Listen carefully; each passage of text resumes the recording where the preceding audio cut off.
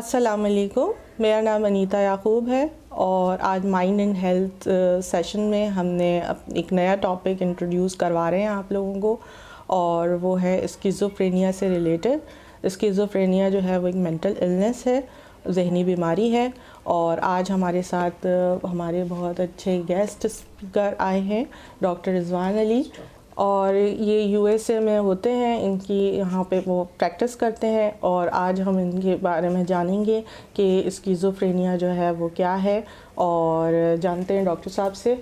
Hello, अस्सलाम वालेकुम। बहुत शुक्रिया आपका, आपने हमें इनवाइट किया यहाँ पे, और बहुत इम्पोर्टेंट टॉपिक है, इस पे बात होनी चाहिए। शिज़ोफ्रेनिया जो जिस तरह से हम यहाँ पाकिस्तान में कहते हैं, बाहर इसे स्किज़ोफ्रेनिया कहा जाता है। क्रॉनिक मेंटल इलनेस है, जैसे डायबिटीज़, ब्लड प्रेशर, ये लाइलाज मर्ज़ हैं, लेकिन मुस्तकिल दवा लेने से मरीज़ ठीक रहता है। इसी तरह शिज़ोफ्रेनिया के अंदर भी बहुत सारे इलाज हैं जो अगर वक्त पे डायग्नोसिस ठीक हो और इलाज सही से किया जाए तो शिज़ोफ्रेनिया के मरीज़ बहुत बेहतर और अच्छी और प्रोडक्टिव ज़िंदगी गुजार सकते हैं। अच्छा डॉक्टर साहब, आपसे हम ये भी जानना चाहेंगे, क्योंकि बहुत से लोगों को ये भी है कि स्किज़ोफ्रेनिया के क्या इम्पॉर्टेंट मेन सिम्टम्स क्या होते हैं जिसकी वजह से हम इसको डायग्नोज कर सकें। क्योंकि अक्सर हमारी सोसाइटी में ये भी समझा जाता है कि जिन्नात या इस तरह की कोई असरात हो गए हैं या कोई ऐसी चीज़ हो गई है जिसकी वजह से उनके माइंड को कंट्रोल किया जा रहा है पेशेंट के। तो ये आप हमें ज़रा बताइए कि क्या ऐसे क्या सिम्टम्स हैं जिसकी बेसिस पे हम डिफरेंशिएट कर सकें। Schizophrenia usually early stages of life में शुरू होता है। मर्दों में थोड़ा जल्दी शुरू हो जाता है, औरतों की बनिस्बत तो लेट टीन्स और अर्ली 20s में मर्दों में शुरू होता है, और औरतों में 20s और लेट 30s में ये फुल ब्लोन स्किज़ोफ्रेनिया देखने में आता है। सारी दुनिया में इसकी शरह 1% है, 1%, यानी 100 में से एक शख्स को स्किज़ोफ्रेनिया हो सकता है।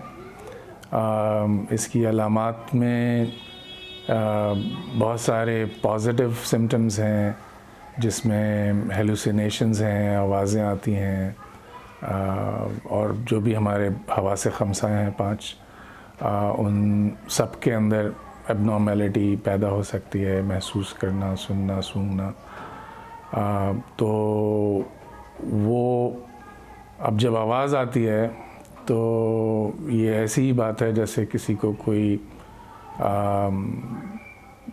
इस तरह का एक्सपीरियंस हो रहा है जो रिलीजियस एक्सपीरियंस से मिलता जुलता होता है, या लगता है कोई जिन है जो हम पर तारी हो गया है, या कोई और ऐसी मखलूक है जो हमसे बातचीत कर रही है। तो इसमें लोग पीर फ़कीर और मज़ार और तावीज़ गंडे और इस तरह की चीज़ों में बहुत सारा वक्त ज़ाया करते हैं, जिससे मरीज़ की हालत मज़ीद बिगड़ सकती है।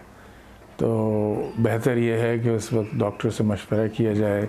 यहाँ पे बहुत क्वालिफ़ाइड साइकाइट्रिस्ट हैं, मैं जब भी यहाँ आता हूँ, यहाँ पढ़ाता हूँ यूनिवर्सिटीज़ में, तो मुझे पता है यहाँ पे बहुत बेहतर इलाज मुआलजे की सहूलत मौजूद है।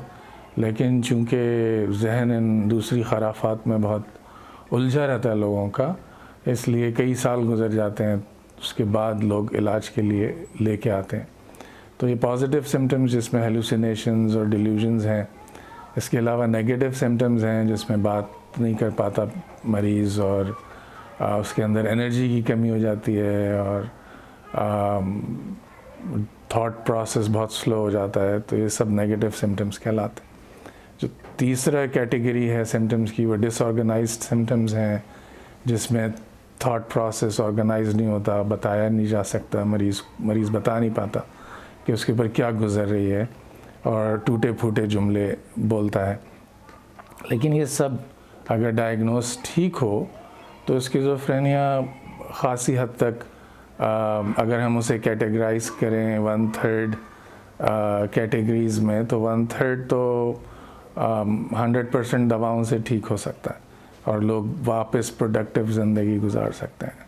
1/3 ऐसे हैं जिनको मल्टीपल मेडिकेशंस की ज़रूरत होती और 1/3 ऐसे हैं जिनको हॉस्पिटलाइजेशन की और ज़्यादा एक्स्ट्रा केयर की ज़रूरत होती। लेकिन इलाज सारी तीनों कैटेगरीज़ का मुमकिन है। तो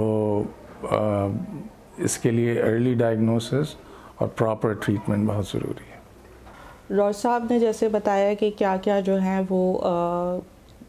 है वो सिम्टम्स होते हैं स्किज़ोफ्रेनिया के, बहुत अच्छा एक्सप्लेन किया। अब हम जानेंगे कि कॉजेज़ क्या हो सकती हैं, स्किज़ोफ्रेनिया क्यों होता है और इसकी क्या कॉजेज़ होती हैं, वजूहात क्या क्या होती हैं। आइए जानते हैं डॉक्टर साहब से। बहुत सारे अमराज मेडिसिन में ऐसे हैं जिनकी वजूहात हमें नहीं पता, एग्जैक्ट वजह नहीं पता। इसी तरह स्किज़ोफ्रेनिया में भी बहुत रिसर्च हो रही है और पहले भी कई सालों से रिसर्च जारी है।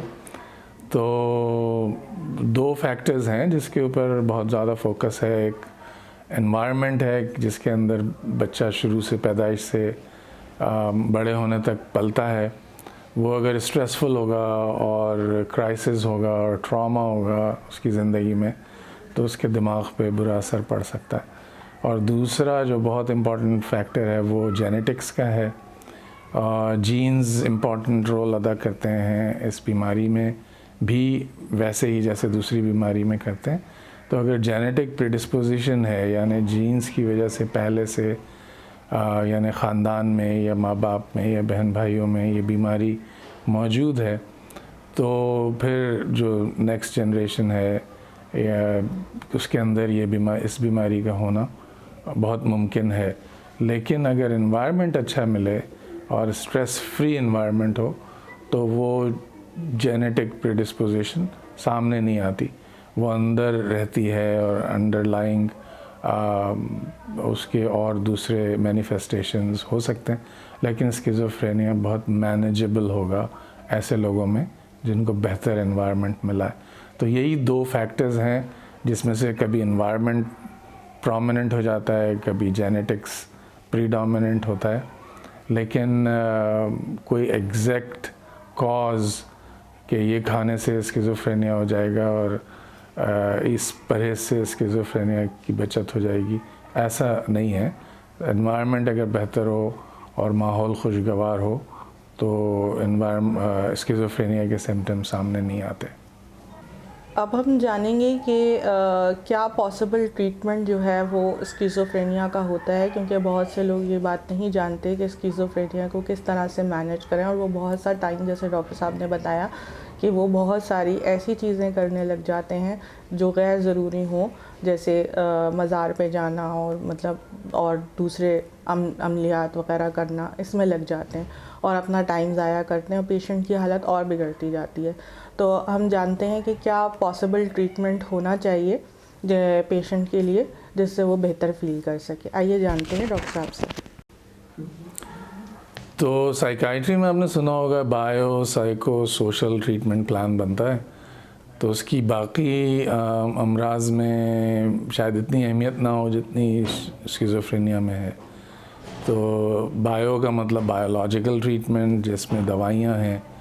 अब पहले तो 1-2 दवाइयाँ होती थी जिनसे इलाज करते थे, अब तो बेशुमार दवाइयाँ हैं। फर्स्ट जनरेशन एंटीसाइकोटिक्स और सेकंड जनरेशन और हाई पोटेंसी और लो पोटेंसी।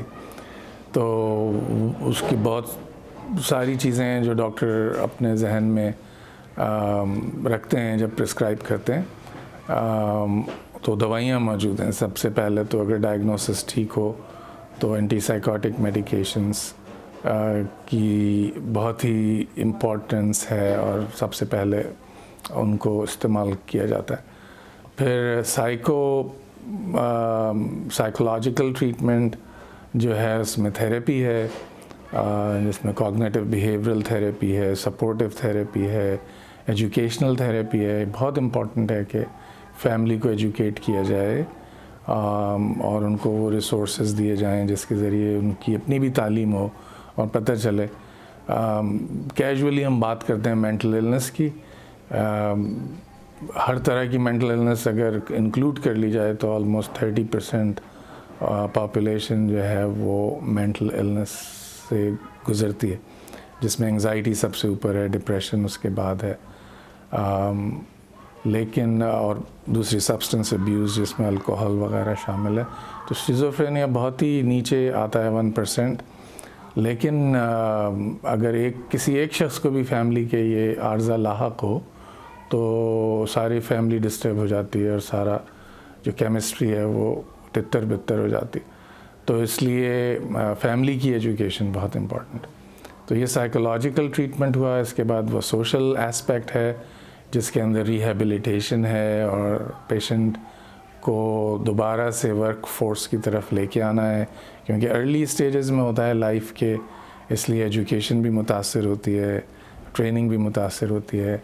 तो लोग यूजुअली जॉब्स के अंदर इस तरह से परफॉर्म नहीं कर पाते जैसे बाकी लोग करते हैं। तो ये बायो साइको सोशल तीनों एस्पेक्ट्स पे ट्रीटमेंट प्लान डिज़ाइन होता है, और अगर वक्त पे हो तो बहुत बेहतरी के इम्कान हैं। Thank you so much doctor साहब, आपने अपना कीमती वक्त दिया। डॉक्टर रिजवान अली हमारे साथ थे और आज के सेशन में हमने जाना कि स्किज़ोफ्रेनिया क्या है और उसकी क्या वजूहात हैं, ट्रीटमेंट कैसे होता है, ये सारी चीज़ें हमने डिटेल में आज डिस्कस की। और मज़ीद वीडियोस देखने के लिए आप हमारा चैनल सब्सक्राइब करें। अगर आपने बेल बटन प्रेस नहीं किया तो प्रेस करें और हमारे चैनल को सब्सक्राइब करें। हम फिर हाज़िर होंगे नेक्स्ट वीडियोस के साथ। अल्लाह हाफ़िज़।